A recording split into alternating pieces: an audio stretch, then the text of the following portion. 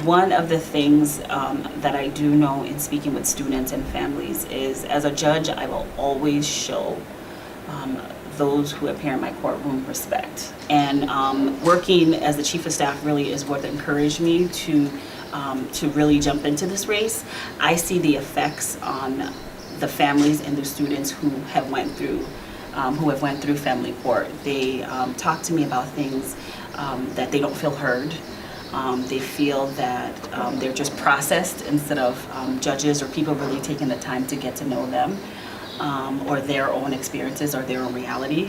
I experienced that when I was going through family court myself. When I was very young, my mother took my sister and I back to Nigeria, and we stayed there until I was about 8 years old, and I moved back to the United States. I lived in California, and during my time there, because of our family situation, my mom was an illegal immigrant.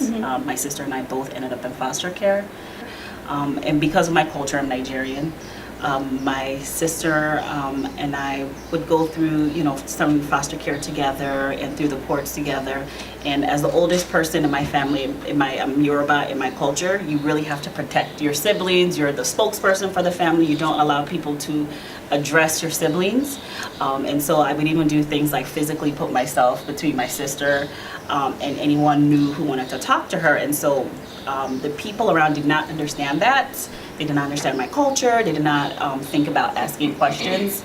And because of that, they thought I was too controlling of my sister, and so they separated my sister and I in foster care. So imagine, I haven't been in the United States for long, and the only other family I have in the United States I was separated from just because of a lack of awareness or lack of cultural competence, or even the wherewithal to know to ask deeper questions. We all have to be fair and impartial, but that doesn't mean that you can't feel for what people are going through. When people come to family court, this is the toughest. I mean, there are some happy things that happens in family court, like adoptions and things like that. But for the most part, it is a tough time in their lives.